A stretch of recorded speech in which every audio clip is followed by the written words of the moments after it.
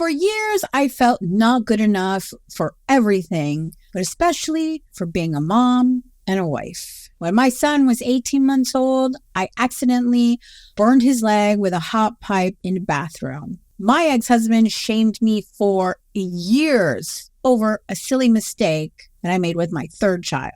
I also felt ashamed of my body after having 3 children, so much so that I never, ever was naked in front of my ex.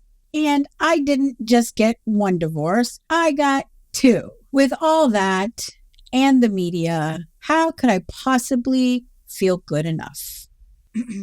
My own mother has piled guilt on me for not being the type of mother that she is.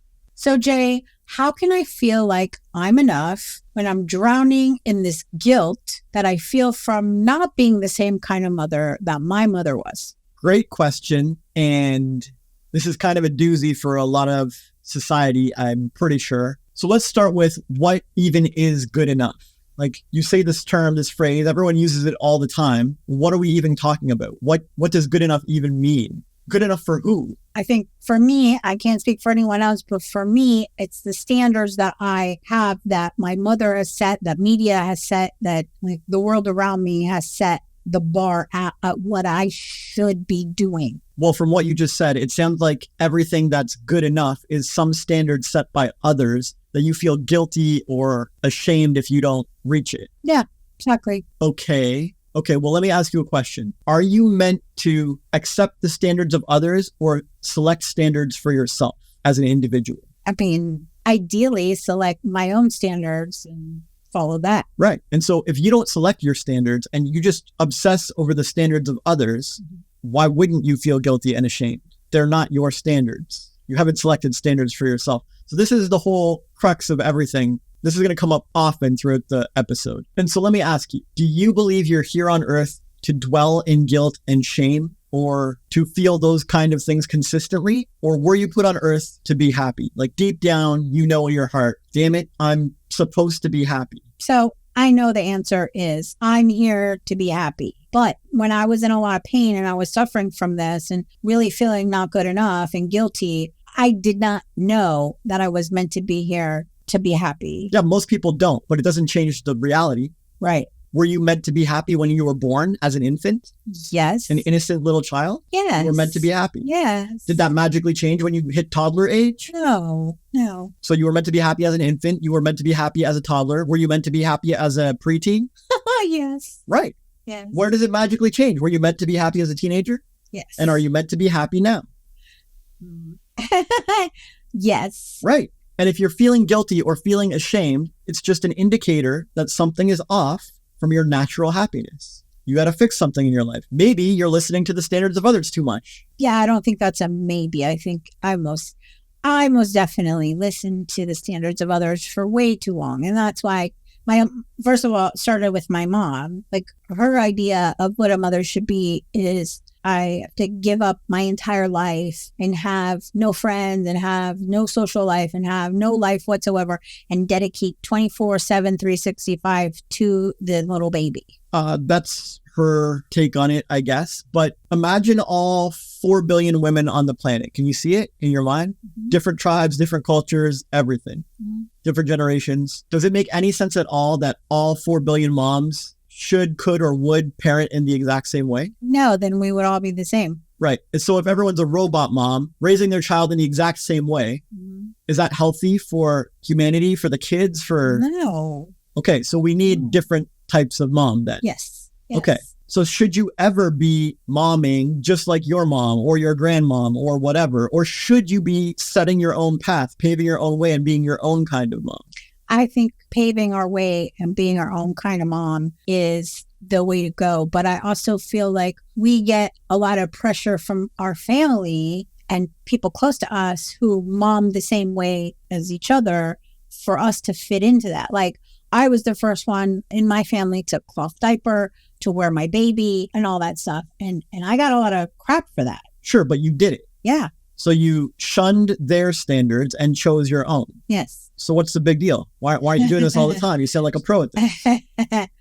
Well, because there were some things that to me or for the benefit of the baby. But we just agreed the benefit for the next generation for the baby is to mom your own way. Right. I know. But like when it came to those things I dealt with, I wouldn't do it that way and you're doing it wrong. But I'm confused because you stood up against the pressures of cloth diapers and homeschooling and whatever. But you didn't stand up against some other pressures and then you bowed down and stopped momming your own way. Well, we just agreed that was the best thing to do. Yeah. That's what the world needs. Yeah. Yes. Yeah. So you can see why this would be a very confusing, strange decision and hard for me to process. Like there makes zero sense to this. Okay. I guess I never thought of it that when I chose to homeschool and cloth diaper, because I'm also the only one to ever homeschool as well. You were momming your own way. And so I guess to me, I thought, well, this is the best for my kids and it makes me happy. So like, I don't really care what they say. And I would just shrug off whatever they would say. Right. Because the best for your kids is momming your own way. Yeah. But the other stuff, like going out or having friends, because I was a single mom for a little while and like. You don't think there's a child who was raised up and became a shining human being whose parents went out and did their own thing? Of course. Right. So maybe that's the right way. Yeah. For that kid and that mom. Right. If anyone's pressuring you or telling you how to mom, maybe they should have had more kids of their own. Yeah. And so it's funny you say that. Another one. I used to tell my mom that you should have more kids and leave me alone. Or I would tell her, these kids are mine. And one of the reasons I moved far away from her when my kids were small was because I felt like she was putting her hand in way too much and they were my children and not hers. And that was another reason for them or for her and the rest of my family to give me shit was you took your kids away from your mom. Yeah. And I imagine that was a good decision that helped you create some distance and mom your own way more than you were before. Yes. Good. So we've already covered that good enough, according to you, is just a whole bunch of made up standards by others that you're following or caring about or obsessing over when you should be selecting your own standards that you can reach. Yes. And we've covered that guilt and shame are not something you're meant to dwell in, and they're just minor blips in your natural happiness that you were born with and you're meant to have. Right. And they're an indicator that you're doing something not helpful and need to change this, like listening to the standards of others. Yes. And we've covered that you stood up for some pressures to mom your own way. And anytime you bowed down to other pressures and didn't mom your own way or forced yourself to mom like how other people tell you, it went badly. You felt unhappy and your happiness went away and was replaced with guilt and shame. But when you mom your own way and stand up for homeschooling or cloth diapering or whatever, that your happiness comes back. And we covered that the best thing for the child is for more moms to be momming their own way. Yes, I agree. Yeah.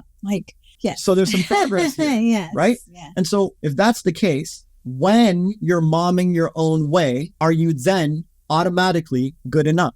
Yes. Yeah. If you're doing it your way, of course you're good enough because you set your own standard for what enough really is, not someone else. You're not caring or paying attention to that. So yeah. Yeah. And if you set some super low standard, like I lock my kid in a room for 24 hours and I go do whatever, and you feel proud of yourself as a mom, like, so be it. That's your standard. I hope your standard's higher and I hope you raise it higher. But the point is, no one else can tell you when you're enough. Mm-hmm. Good enough is a made up thing by other people. Only you know if you're good enough. And if you do mistreat your child like that, your conscience will tell you, like, that's not good enough. Yeah. Not because of other people, not because of their standards, because of me, because of you. Like, that does not feel right. And you'll know that I should have done something different. I should have taken them out of that 24-hour prison cell or whatever. Yeah. Right? So that's it. Like, how could any mom ever not feel good enough again from this? You set your own standards. You do your own thing. You mom your own way. That's what's healthy and helpful for the kid and the next generation. That's what this world needs. Stop bowing to pressures from other people. And when you mom your own way, you will feel happy and it will bless your kid. That's really good. Yeah. I feel so much better. Yeah. And that doesn't mean you can't take the input or opinion of other people. It doesn't mean you can't learn from the people who've come before us. But ultimately, all your mom decisions have to come from you and live up to your own standard. The rest of it is just opinion and advice. Opinion and advice is helpful to have around when you ask for it, when you're ready for it. But it's not supposed to dictate any of your decisions. Ultimately, you're supposed to be like, do I want to do it like my mom's way, like my grandma's way? Maybe not. I want a cloth diaper this time. That's it. And they can give as many opinions and advice as they want. But more moms need to have their own independent mind and heart and thoughts and listen to their mom instincts and start doing what feels correct to them. And if they do, I'd bet anything they'll feel good enough. Yeah, that's so good. Very helpful. Thank you. So, Rise Rebel Moms, what do you think of this? Do you agree with Jay that setting your own standards will make you be good enough when you're the one in charge of what enough is? I'd love to know your thoughts on this. Please share in the comments, or as always, you can always email me if you don't want to share it with others. But if you do share it in the comments, then the other people who are too shy to talk or say anything will see it and they'll feel inspired. So, yay, we're moving on then.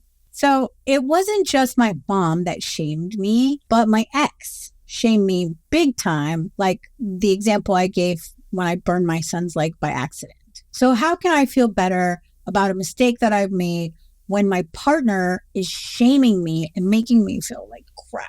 Another great question. And I'm sorry you went through all that, but now we can use it to help other people. Yeah. So imagine you had a chef, okay? And that chef's responsible for feeding you or providing the meals or whatever. Could your chef be enough, even if they make one or two mistakes? They burn a dish, one was raw a little bit or undercooked.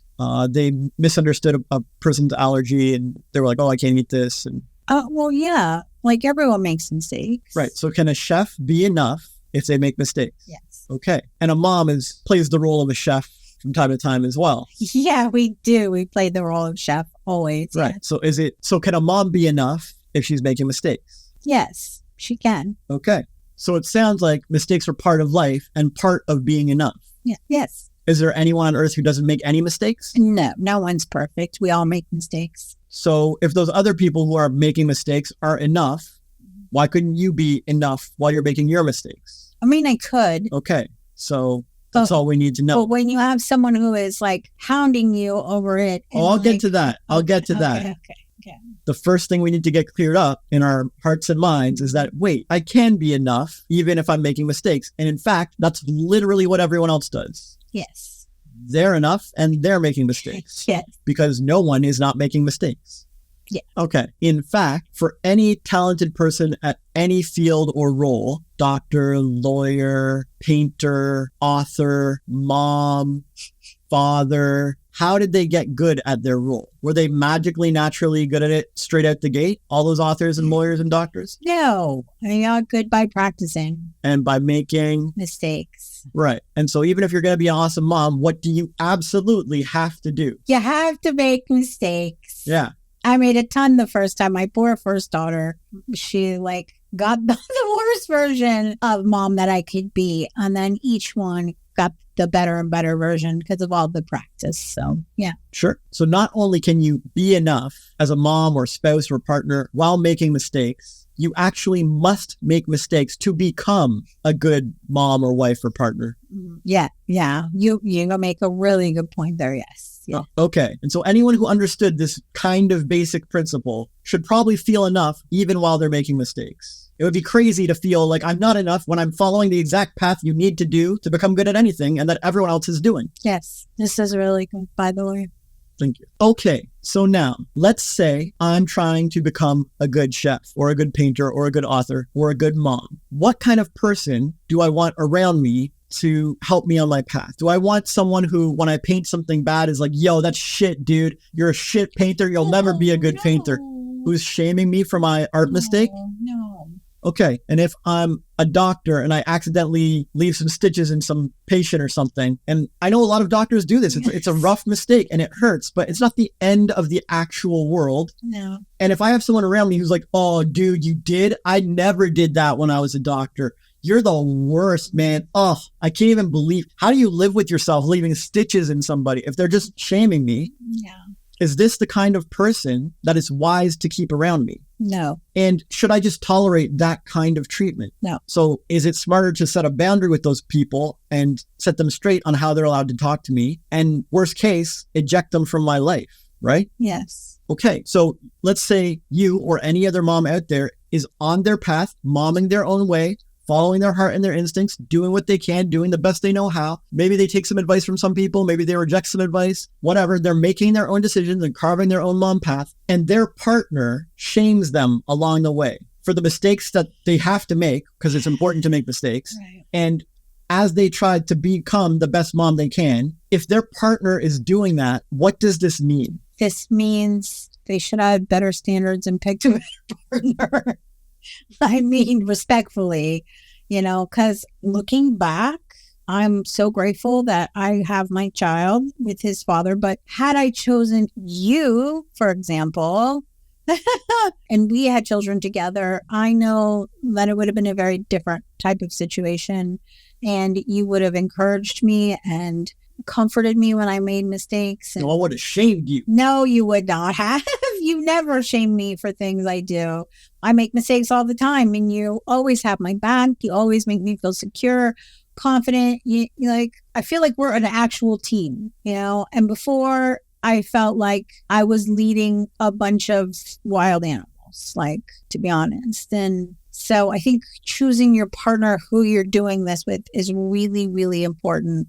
I think it's one of the most important things you can make, but I think that's a whole nother podcast episode we could do. Because if you choose the wrong partner, then you end up with somebody who's shaming you, making you feel like crap for every tiny little mistake that you make, or even if you make a big mistake. We all do it. And having someone who supports you and loves you is like, it's okay. We're going to get through this together. It's no big deal. You're awesome, whatever.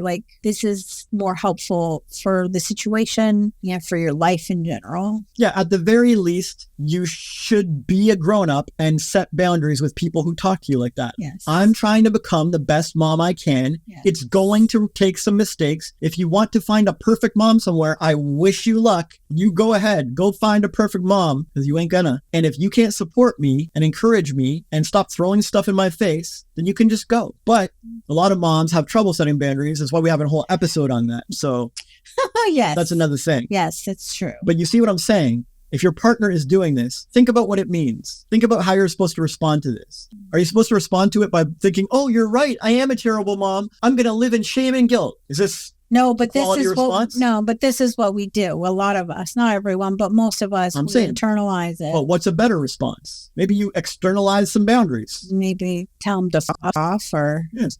And you can do it with tact. Or I was just going to say, or you can do it in a nice way and say what you said, I am doing my very best to be the best mom I can be. I would really appreciate your support and your love when I make a mistake. If you can't do that, then you may need to rethink our relationship. Or also you could say to them, when you are perfect and don't make mistakes, then you can criticize my mistakes and judge me. Yeah. Have you ever heard the phrase, let he who is without sin cast the first stone? Basically, this is what it means. Yeah. We all make mistakes, so shut the fuck up. Don't judge, because you're just as flawed and just as bad, and you've made all your own mistakes in other areas or your own fields or whatever. So exactly. Perfect. Hopefully this shows that making mistakes as a mom is a vital part of the process. You should never feel ashamed about it, and you should definitely never let anyone make you feel ashamed for it. And it's the perfect chance for moms to practice setting boundaries and speaking their truth and sticking to their guns. And it's vital that you do it, because otherwise it hurts your kid. Otherwise, it hurts your role as a mom, your confidence as a mom. Do you want your child to have an unconfident mom who's timid and can't mom properly? No. Right. So you have to stand up for your boundaries. Well, because if you can't stand up for your boundaries, how are you going to stand up for your kids and teach them to have strong boundaries? Because you're their voice until they can be their own voice. And if you can't even set your boundaries and speak them out, then how are you going to do that for your kids? And I know as a mom, that's very important to us. So yeah. So the question is, what kind of partner do you want to allow into your life? Because great question. And I think everyone deserves to have a partner that loves and supports them and is compassionate when we make mistakes. And if you don't, then like I said before, you may need to reevaluate your relationship. Next. So Rise Rebel Moms, what do you think about this? Do you think that it's okay for your partner to shame you when you make a mistake? Or are you going to set boundaries if your partner does do this to you and makes you feel like crap? please share in the comments. I want to hear what you think. And like I said before, I really want us to share in the comments more so that we can help those who are too shy to speak up. And I know lots of you are just lurking and watching, and that's fine. But there's some of you that have big mouths like me and have no problem talking in the comments. So let's get going. It's true. Yes. Question 3. Okay, so fine. I get it. I understand mom guilt, mom shame. We're healing this, moving through it. But what about not feeling good enough in my body to be naked and have sex with my partner? Oh boy. Okay, well, if a man is not satisfied or doesn't feel confident with the amount of money that he makes, what would you advise him to do? Make more. There you go. Change it, right? Yeah. You're not satisfied with the situation? Change it. Mm-hmm. And our physical body is changeable. Yes. Right. Just like a bank account is changeable. Yes. They're both changeable. For some people, changing a bank account can feel very, very hard. Yeah. But it's doable. True. For some people, changing a body can feel very, very hard. Yes. But it's doable. Yes. So if I didn't feel like going to a party or a bar or buying some flashy items or buying gifts for friends because my bank account was low and I wasn't making enough money, should I just whine about this? Like, oh, woe is me. I feel so ashamed. I feel like I'm not enough as a man. I'm not enough. My bank account's not enough. I guess I'll never buy a gift for anyone ever again. No. What should I do? Should fix it. Yeah, right. Well, first, I only know this because we've talked about this before, is raise our energy on the topic and then fix it.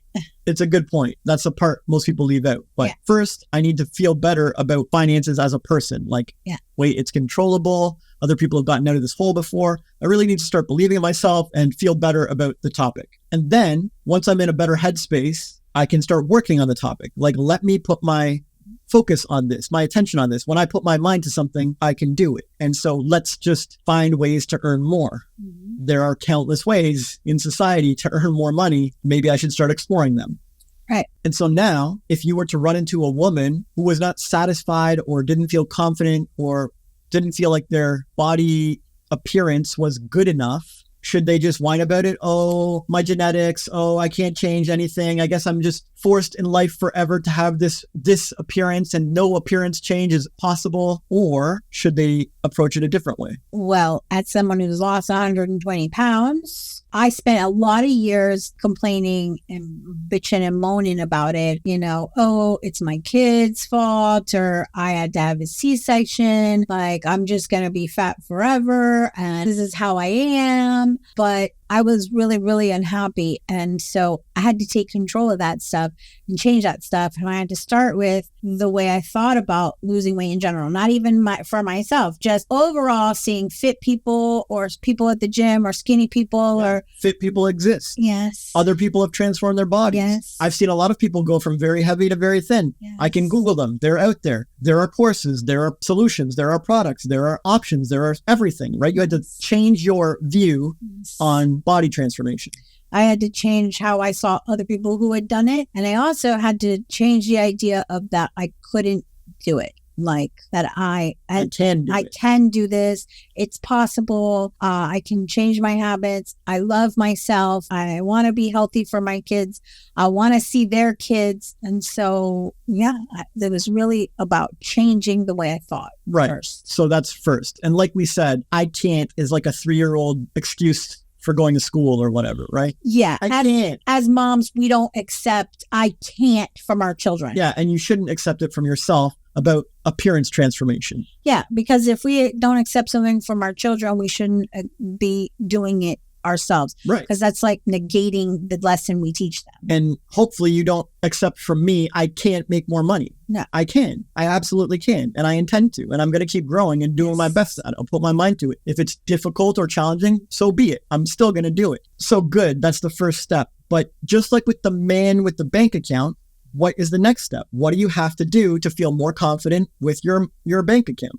You have to change. You have to eat healthier and start working out. And like the start is what inspires us to keep going. Right. So my point is if a man doesn't feel good enough with his wallet or a woman doesn't feel good enough with her appearance, what is absolutely a fantastic sensible, reasonable, universally available approach to do to feel better about that situation. To do it. Yeah. To improve it. To improve it. To take steps towards it. Yes. To make progress towards it. Yes. Make a little more money. You'll feel more proud of yourself, and then you'll do more next week. Lose a little more pounds, or remove one more skin tag, or try a different kind of skincare, or whatever, right? Like, yeah, sometimes it's just drinking more water and moving your body more. Hydrate like more. And the funny thing is when you start these little tiny steps, it inspires you to keep doing more. Oh, look how well I did today. I feel so much better. Tomorrow I'm gonna walk further, or open Chloe Ting on YouTube and work out, or whatever.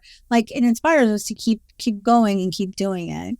But if we have somebody who's saying things to us and making us feel bad about ourselves, I was just going to say, because I know, because old me would have been like, yeah, but he always is saying shit to me and making me feel bad. No. Then we go back to the second question, and that'll answer you. So I don't even want to see that in the comments. Okay? Yeah, we just covered it. Yeah. Because if the shame isn't just about being a mom, but it's about being like yourself and who you are. You're beautiful, and you have to love yourself so that you can change. So yeah, it's really helpful. Yeah. So in the first two questions, we talked about other people putting standards on us. Mm-hmm. But this question that you raised is more about my own body is not up to my own standards for showing off. Yeah. I don't feel comfortable showing off in my skin. Right. And there's two ways to solve this. One is to just improve your appearance.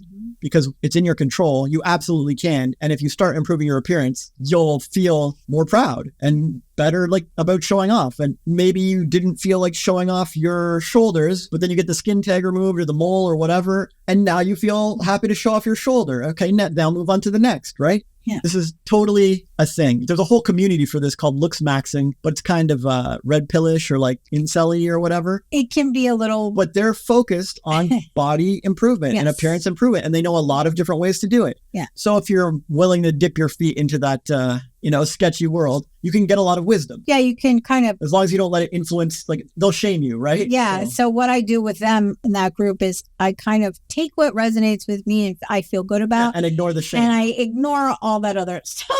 Yeah. Because I've had enough shame in my life, and I'm not going to let some rando on the internet make me feel bad. All good. So we agree that improving your appearance is one way to start feeling good enough. Yes. The second way is to feel good enough inside before you change anything externally.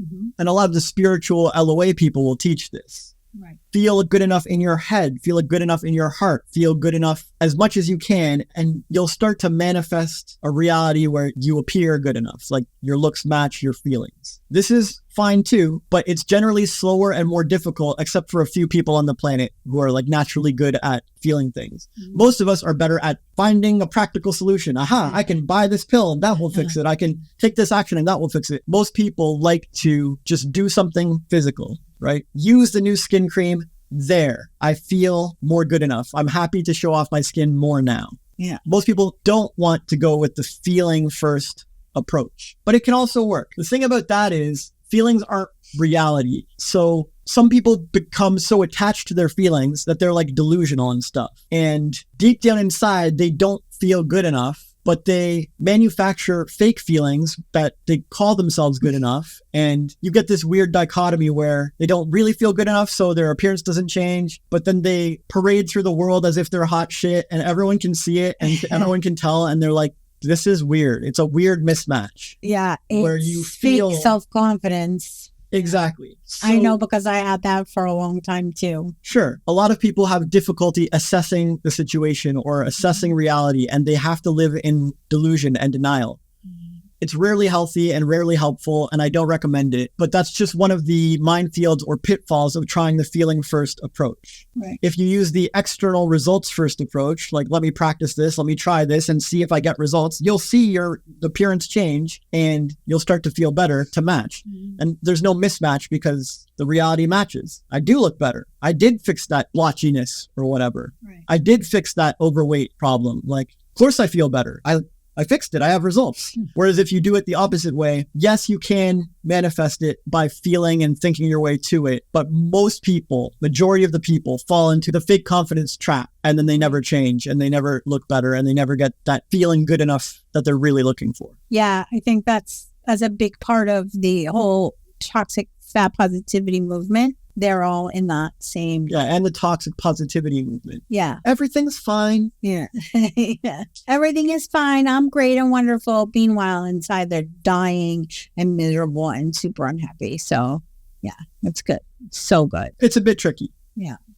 Well, I really appreciate it. And thank you so much. And Rise Rebel moms, what do you think of this? Do you think that you're going to, if you feel bad about yourself, are you going to try to change your mindset and love yourself first and take the actions? Or are you going to fake it until you don't make it? I mean, I know which one you should do. Which one are you going to do? What feels best for you?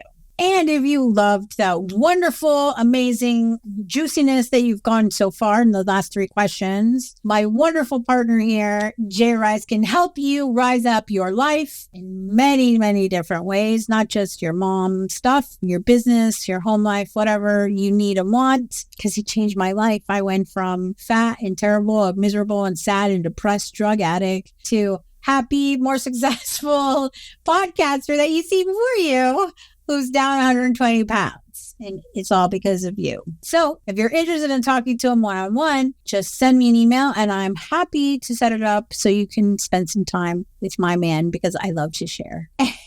And speaking of sharing, we are giving away a PDF copy of our book, Eyes Wide Open Volume 1, where you can have all this juicy goodness and more right in the palm of your hands with the beautiful artwork that Jay made himself. And the link is in the description. It's the world's first self-help coffee table book. I'm trying to take my job.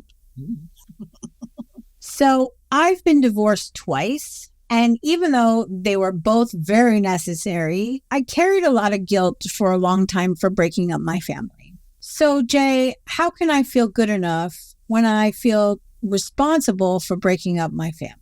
Another great question. And you know how I like to define terms, so let's talk about it. What is a family? People you're related to. By blood? Some by blood, some by marriage. What about orphans? Well, they're adopted, so it's not by marriage or blood. Right. It's by legality, I guess. You have to legally adopt kids. Maybe. You say orphans don't have a family?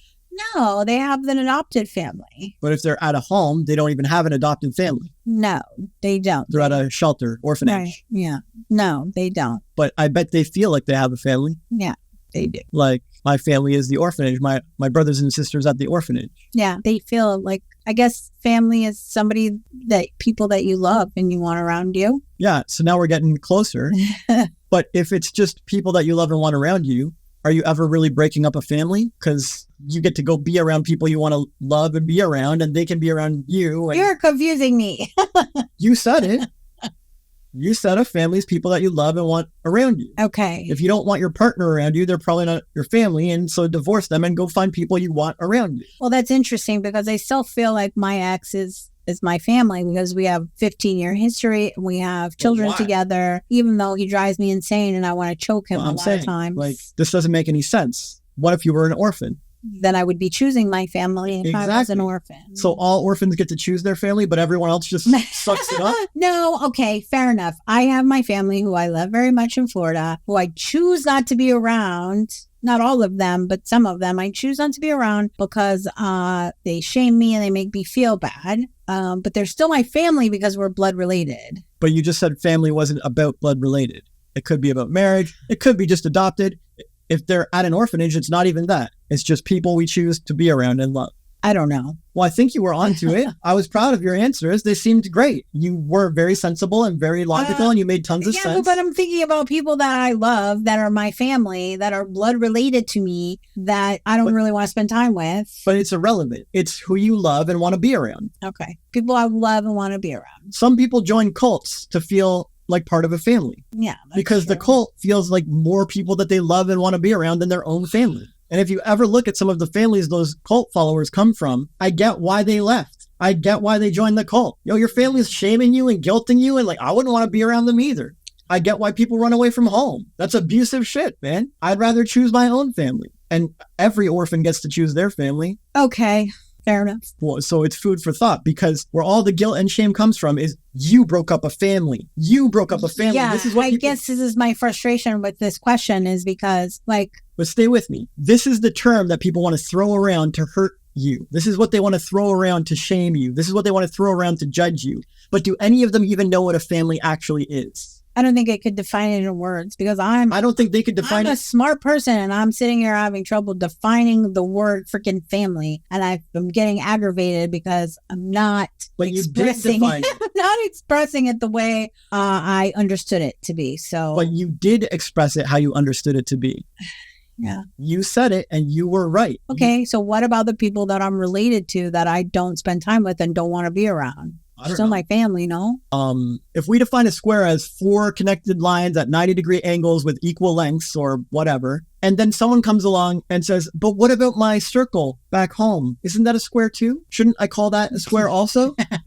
I'm like, you're just confusing everything. That's terrible. Why would you do that? Just call it a circle. So when we define a family as people you love and want to be around, right, like you did with the orphanage, then I would never go back and be like, the people that I don't want to be around and that happen to be related by blood, they're family too. Like it's confusing. To me, we would need a different word from that. Relations, I guess. Yeah. Or genetic heritage or whatever.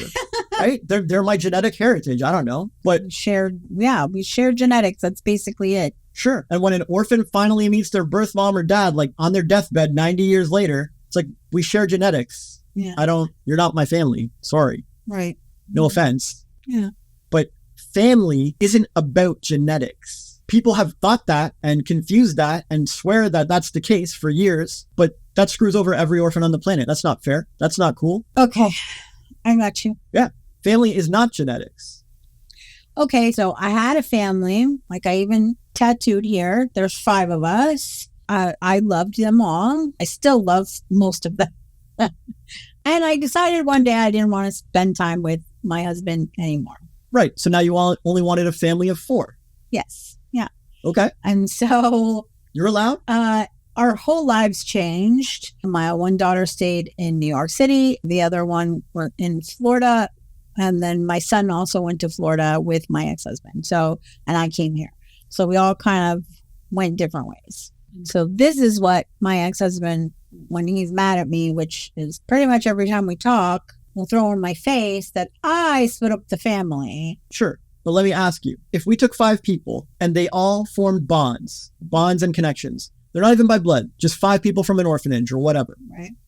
And they consider themselves family. That's what they call themselves. We're family. Yeah. They're family because they love each other and they connect with each other and they bond with each other and they want to remain engaged and interacting with each other. Right. If one of those family members starts behaving poorly, narcissistically, shaming others, guilting others, not supporting the rest of the group, just a terrible, like really mistreating others or behaving far, far differently than when the family was established, what's going to happen to that person? Then the other 4 want to be away from that person. Yeah. And this person will either rule the family with an iron fist and force them together with like a strong narcissistic personality, or this person will be ejected from the family by the other 4 strong people. And they're like, you don't belong in this family anymore. Right. And so if that happens, it becomes a family of 4. Right. If the other one happens, it becomes a dictatorship ruled by one narcissist. Yeah. Right. But neither is really the same family anymore. Right. So who breaks up the family? Like, if the narcissist keeps everybody together, okay, great, hooray. Are they awesome for keeping the family together with their like bullying and shaming and guilting and fear mongering and keeping everyone together?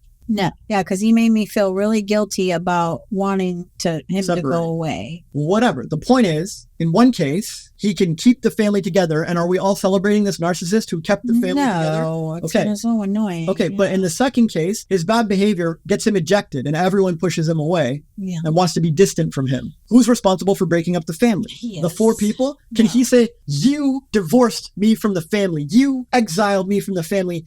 you guys are bad and you broke up the family. Can he say that? No, his BS is the reason why. Yeah. Like, And if he had changed and been a better person, we would still be together. Exactly. He used to be part of the family in the beginning. Yes. When he behaved healthily in a social way, in a kind way, in a loving way. So you see what I'm saying, right? A family has nothing to do with genetic heritage. It has to do with bonds, physical and emotional bonds, bonds of love. It has to do with love and support. Yes. And the more a family loves and supports each other, the closer they get. But the person who breaks up the family is the one being the least loving. Okay. They force others to push them away. Because if you're going to keep being a narcissist, you're going to influence my kids and you're going to like drain all our resources. You're going to suck up all our time and encouragement. And we're all going to like get smaller and live worse and be scared and under the rule of your thumb or whatever. And it's like, now we have to push you away, right? Someone who behaves this poorly forces the hand of the others. Yes. Yeah. So a lot of divorces, this is what happens. The person who steps up to initiate the divorce often gets blamed. You're terrible. You left. You're the one who divorced. It's you. Mm-hmm. But that finger of blame being pointed often comes from the narcissist who's forcing everybody's hand. True. Right. As I spent years trying to work on my marriage and I was the only one doing it. Right. So who broke up the family?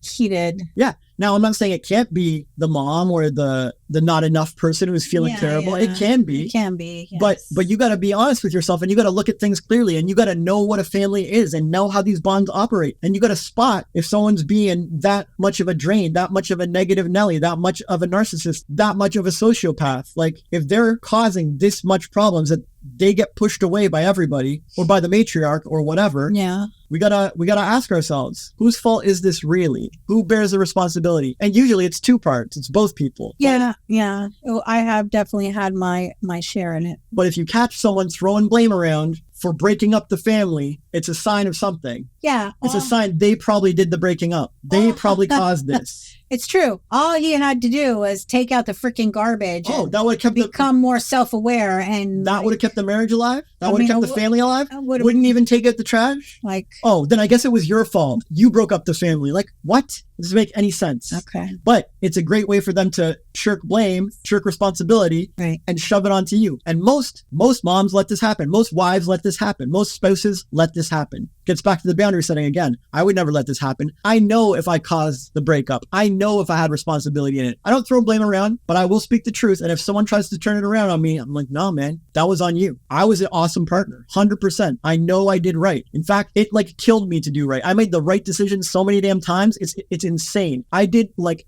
self-sacrificing right things that people would kill for in movies and stuff. And if someone wants to say I broke up the family, I'm like, nah, man. I tried to keep it alive. It was pure harmony from my side. I tried everything to get along. Yeah, and I know had I worked on myself, my inner self stuff, and been more self-aware, and there was a lot of things I could have done to work on myself, to better myself in my relationship. However, as far as things like doing the things in our relationship, I really tried really hard and really, there was a lot of times I cried and begged, can you, like, I want us to be together. I want you to be the one, please.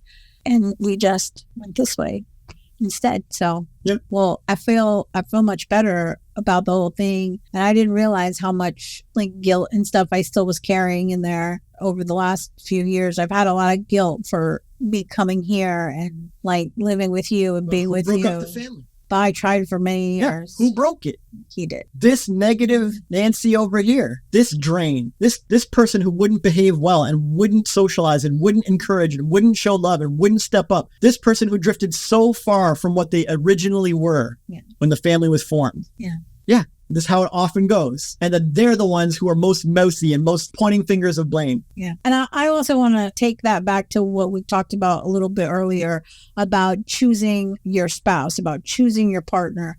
I chose a drug addict when I was in the middle of my addiction. We were both addicts. We, were attracted to each other because of being addicts. And if you have any sort of addiction, you'll know that, misery loves company, and we like to be around other people who are as miserable as us, and using drugs is very miserable existence. So like marrying a man while I'm high on oxy maybe isn't the right choice as a life partner. I'm just saying. Yeah, it's going to be real tough to keep a family together like that. Yeah. And we got clean together and we got our life together and stuff. When we got clean, he was a different person. So I resonated when you said he didn't stay the same as he was when the family was formed, because when the family was formed, we were both insane and dumb and addicts, but we got our crap together. We cleaned up together. And so we were going forward on the same path.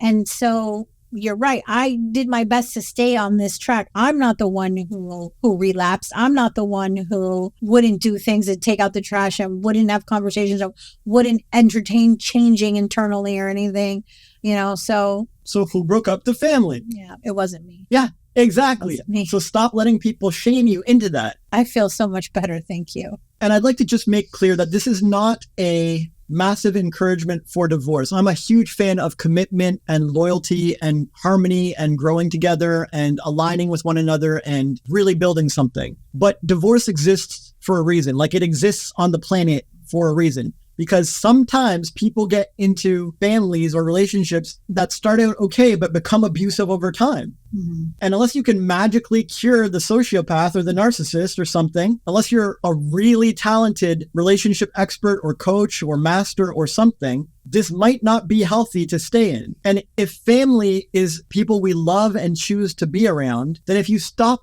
loving and choosing to be around someone, or they stop loving and choosing to be around you, maybe that family should change or adjust. Yeah. What's healthier for the world? What's going to create a more happy, healthy, wholesome society where people are stuck in abusive relationships, refusing forever to fix things or change or separate or choose a new family or whatever, where they all force themselves into the abusive, narcissistic relationships, right?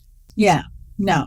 Some people think marriage laws were created by God, but does it make sense that God would create laws that keep people stuck in super abusive, unhealthy situations? And they have no options to create boundaries or create distance or create separation or find a new partner or move on, right? Every relationship has a lifespan, and not all relationships are supposed to be 100-year lifespan. Right. Some of them are supposed to teach us something for a phase. Yeah. So if you force yourself as a wife to stay in a relationship that has become cancer, it has become corrupt, and it has become abusive, what example does that set for your children? What are your children going to grow up and do? They're going to do the same thing. Are they going to stay in a friendship that's abusive? Yes. Are they going to stay in a gang that's abusive? Yes. Are they going to stay in a workplace that's abusive? Yes. Are they going to stay in a marriage that's abusive? Yes. Right. So if you crush your dreams, force yourself to stay in an abusive relationship, let them scare you or blame you into not breaking up the family, you may have just created a nightmare of misery for your child. Yeah, that's why I ultimately divorced him. But people say stay together for the kids. But what they should really be saying is stay in the abusive relationship for the kids. Crush your dreams for the kids. Make sure you ignore your heart and your instincts that are screaming at you to leave for the kids. Is this what helps the kids? No. Or should you boldly set boundaries for the kids? Boldly choose your family for the kids? Boldly let relationships go and move on if that's what your heart's telling you for the kids? Yeah. So what is really for the kids? I'm sick of this bullshit. Stay together for the kids. Maybe separate for the kids. Maybe move on for the kids. How do you know stay together is what's going to help the kids? That's arrogant shit, man. You think you know what's best for every kid in every relationship on the planet? These people who are like, every marriage has to stay together, every single one. And anyone who lets it fail, they suck. I'm like, oh, really? It's a big wide planet, man. Are you sure some of those people shouldn't be leaving the abusive relationship? This is how you get psychopaths and stuff, man, because they get to run the shit. No one ever leaves them. No one ever stands up to them. Everyone bows down to them.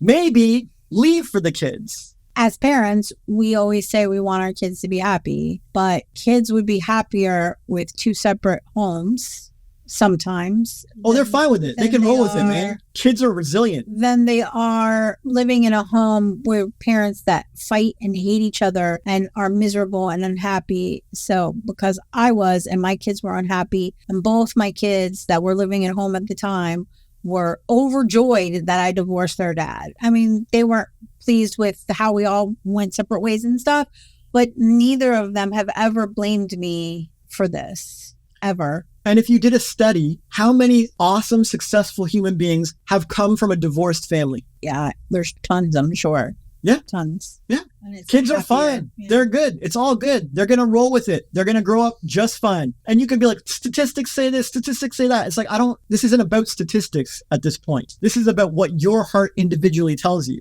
Well, I watched my mother get her ass beat for a long time. And the greatest thing she ever did was leave my dad. And I would never, ever want her to stay with that. She didn't deserve it. She is a wonderful person, and nobody deserves that to be shamed like that and treated like that and abused like that. It doesn't matter. I love it. All it comes down to is there are 4 billion women on the planet, little more, and some of their life paths will involve them getting into an abusive relationship or family and having to learn to set boundaries and leave it. That's some of their life paths. Yeah. The other portion of them are meant to get into a marriage or a relationship and learn to make it work. That will be their life path. Mm-hmm. But no one knows exactly who and exactly when. So it's up to you to figure out what your life path is and what the right thing to do for you is. And your kids are going to be fine as long as you follow your heart. Because when you follow your heart, you set the example for the next generation of what to do in their lives. Those kids will grow up and know to follow their heart and leave a workplace or a friendship or a relationship if it's abusive. You've taught them to step up, follow their heart, and set boundaries. If you force yourself to stay in something that you don't want to be in, you've taught them something else entirely, and they're going to copy that too. Yeah. If you want your children to be happy, then you have to role model that for them. If you're in an abusive relationship or an unhappy relationship, you are role modeling the opposite, that it's okay to live unhappy and miserable. And as moms, I know that is the last thing we want for our kids. Yeah, I said making mom mistakes is okay. That one, I don't know, man. That's one even I want to shame people for that one. No, I'm kidding. I know you're kidding. But I'm saying that is probably the biggest mom mistake you can make, is not following your heart, staying in abusive places and situations, not following your dreams, because that practically guarantees your kid is going to do the same thing. Yeah, exactly. Well, thank you. This is all great for being a wife and mom. Like, I get all of that stuff. I get how I can be good enough. But what if I've internalized what the media is preaching? Like being a stay-at-home mom is wrong, or being a working mom is wrong, or being a single mom is wrong.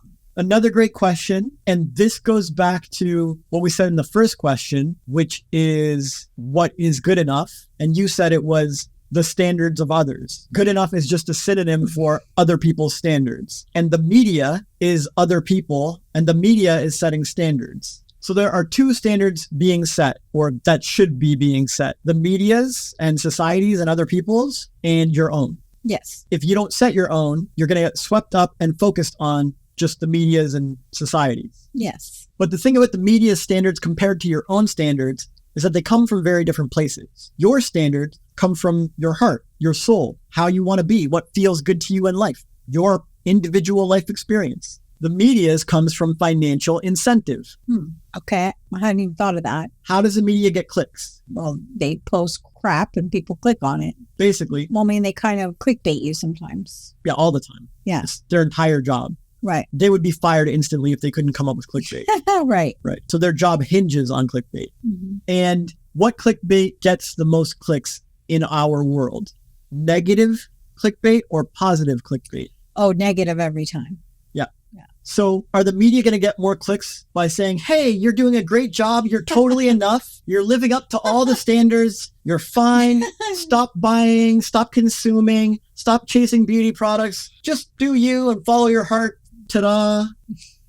No, they're not going to get clicks like that. Right. You know? So what message do they have to promote to get clicks about being good enough? Oh, that you're not good enough. Right. If they want all the moms to click on their article, what do they need to say to the moms? You suck. You're not good enough. You can't do this. You're doing a shit job. Blah, Right. blah, blah. If they want all the spouses to click on their articles, what do they have to say to all the spouses? You suck at this. You're terrible, bad, and you're going to hell. Yeah. If they want all the beautiful women to click on their articles, what do they have to say to all the beautiful women? You're fat and terrible, and you're doing it wrong, and you're horrible, and you're going to hell. Yeah. And this kind of sucks, and it's kind of sad, but That's how it is. exactly.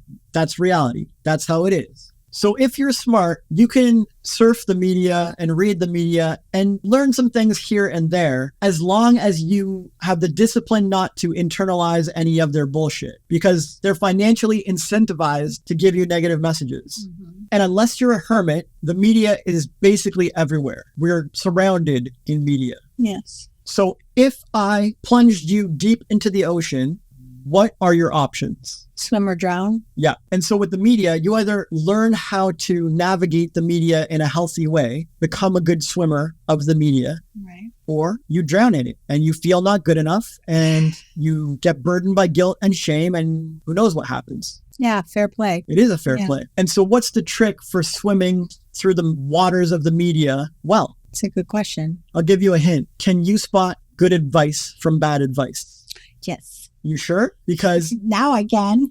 because I've heard that you internalized a lot of media messages, and media is financially incentivized to give you shit advice. So for me personally, cutting all of it out was just the best. Sure, you can have a news fast as one solution, Sure. but that's kind of like hopping out of the water entirely. You're not really learning to swim. Right. Yes. All right. Sorry. So this hasn't worked for me either, hopping out of the water. I need to learn to swim among the sharks to get to where I'm going to be. So yeah, please. Right. So most women, moms and wives and so on, will take the time to learn some basics. The basics of fashion, the basics of makeup, the basics of cooking or something, the basics of childcare.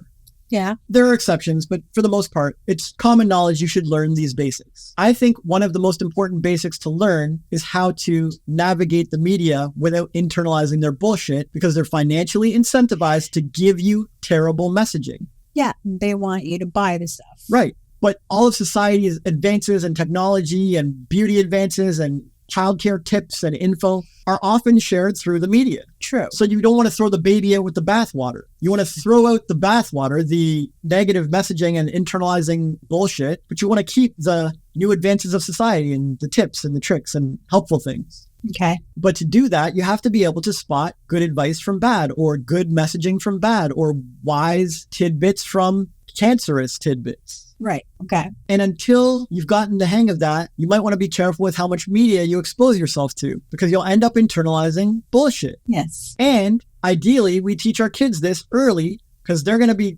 drowning in media real soon. And so hopefully they're equipped to navigate it well. Right. And so my parents taught me critical thinking at an early age. Whenever I watched media, I would instantly jump to my critical thinking habit. Why are they saying this? Is that research funded by Big Pharma? Who's paying for that? You know what I mean? Like, is this really helping me? So you're saying that because of how you were raised, you learned to see behind the shine of what the media is presenting. Yeah, pull back the curtain, read between the lines. Okay.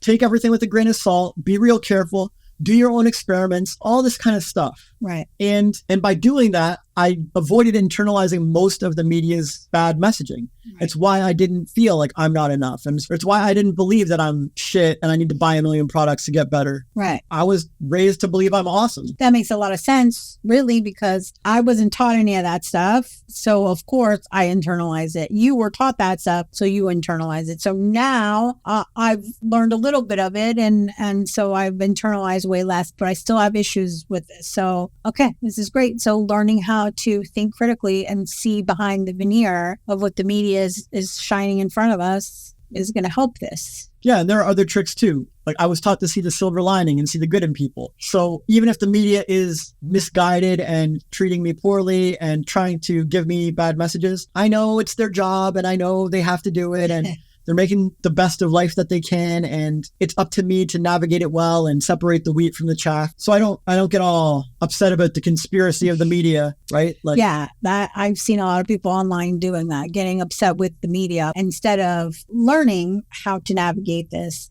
And even if you see behind the veneer and you see what they're really doing, to kind of have your attitude about it and not get angry and, try to have a demonstration about it or whatever. Right. And so even if you don't want to learn critical thinking, one of the easiest, simplest things you can do as a mom or a wife when we're talking about the media's messages about being good enough is ask yourself, is it wise of me to factor any of the media's messaging about good enough into my decisions as a wife, mom, or my own self-esteem? That's a great question. Yeah. Is it wise to factor the media in? No. Right. No. So they just get instantly ignored and dismissed. Yes. On everything to do with wife and mom, because every message they have is incentivized to hold you down and make you feel like shit. 99% of them. So you can just write them all off. So this seems like such a simple and easy thing, like a duh, but I didn't tell myself this before. Like, who cares what they say and move on. It really is that simple. Yeah. So, and another trick you can do is about comparing yourself with others. There are two kinds of comparison. Do you know what they are? Okay, well, one is a healthy comparison that serves you and uplifts you. And the other is? Unhealthy. Yeah, that hurts you and harms you and ruins your self-esteem. Right. So maybe we focus on the healthy ones. Right. And what's a healthy comparison? That's a great question. Okay, so let me give you two examples and see if you can tell me which is which. Okay. I read something in the media that says a real father makes $100,000 a year at least, and probably $1 million. And they don't have a dad bod. They're super fit and they can like balance a kid on each arm, right? This is the media. And, and they're making a really strong case. Like in the Victorian days, it wasn't like this, but now in modern times, this is how it is. You really do have to be approaching a millionaire and you have to be fit. Women won't give you the time of day otherwise. And I start feeling bad about myself. That's unhealthy. Because I can't currently lift a kid on each arm and I'm not a millionaire and so on. That's an unhealthy comparison? Yeah, that's unhealthy. Right. Now, what if I wake up and I think, man, life's been kind of hectic lately. I think if we had more money, I could just hire a maid or a cleaning service or something. I really want to do that. And then I go Google some of my heroes and idols and to see how they're making money and see how they grew their company from 0 to 1 or how they increased it over 100K. And I compare what I'm doing to what they're doing in order to learn. It's all from me. It's like, I want to look into this. I want to see how people are doing it and I want to get better for me. That's healthy. Right. So you can see the difference between the two kinds of comparison and you can know which one you're doing. Usually 99% of the time with the media, what kind of comparison are they doing? And what kind of comparison are you doing when you read their stuff? Oh, it's all unhealthy and negative. Right. Yeah. So it's not going to help you. No, it's not going to. It's going to hurt you. Yeah. And it's going to make you feel not good enough. Yeah. But you could just be like, well, that media article was, they're just trying to make me feel like shit. But I do want to look a little prettier. So I think I'm going to look at some influencer models and maybe see if they have some tips or tricks I can try. And I'm just going to try and get a little better for myself. Like, yeah, much healthier. You're going to feel good about yourself. Yeah. I nailed it. I used trick number 4 and I do look better. And I'm proud of myself. Yeah. Healthy comparison. Yeah. And it's a healthy comparison and it's a great way to feel good enough. About yourself. Yeah, you don't have to, but if it comes from your heart and you're inspired to, and you think to yourself, I would like to be a little better in area X, Y, or Z, you can, and you'll feel better. You'll feel good afterwards. And that's a healthy comparison. I love it. We compare and compete with ourselves. We try to outdo ourselves and do better for ourselves. It has nothing to do with anyone else. The only time you're looking at anyone else is to steal their tricks. That's great. Yeah. I love it. That's really helpful. Thank you so much. My pleasure. Okay. So if we were to believe the media, every woman on earth would need to be a never tired mom, an ultra sexy wife, and have a flawless track record in every area. Yeah. Is this reasonable? No, it is not. Right. It's ridiculous. Yes. Everyone is supposed to make mistakes. It's part of the journey. Yes. So I don't know where this messaging is coming from besides their financial incentives for clicks. It's basically bullshit. Agreed. And so is there any point at all to being a superwoman? No. Should anyone be proud of being a superwoman? No. Yeah, that would make them some kind of bizarre freak alien that breaks all of humanity. Like, what? That's not how life's supposed to go. You're supposed to make mistakes and learn. What the f***, superwoman? Oh, superwoman. Yeah, you're ruining everything for everybody. What? Doesn't make any sense. And they don't even exist. Yeah. It's totally ridiculous. It's like saying, I'm going to be Zeus or Athena. Like, what? Just some made up shit. Fair play. So drop the perfectionism, realize you're enough right now, and keep focusing on being the best version of you. I love that so much. You are awesome. Screw superwoman. Okay, then. Thank you so much for your time. Thank you for helping me answering these questions. You made me feel so much better. Well, really about all the subjects, but two in particular that were really still, they didn't realize how much they were still affecting me. And so I know the next conversation I'm going to have with my ex is going to go way better. And I'm going to feel really great about myself after I talk to my mother this weekend too. So thank you so much. I love you. Okay, so I have one more question. So do you have any final thoughts that you want to share with our wonderful audience? Yes, I do. Cats are born enough. Dogs are born enough. And you're born enough too. The only question is, when are you going to embrace it? Are you going to go through life repeating old patterns and let another moment pass by where you don't feel enough? Or are you going to set boundaries, own your enoughness, and refuse to let anyone talk you out of it for any reason? As always, you have the power and the choice is yours. I know what I'm choosing. I choose to feel enough no matter what life throws at me, even if it's challenging or difficult. I know I'm more than enough for anything in life, even if I make mistakes. And I know you're enough too. All that's left is for you to believe it. And that's why our book and this podcast are called Eyes Wide Open. And now you feel good enough after today, but maybe you're still imprisoned in your people-pleasing ways. So this video right here can help you cure it and to help you keep your eyes wide open. Keep rising.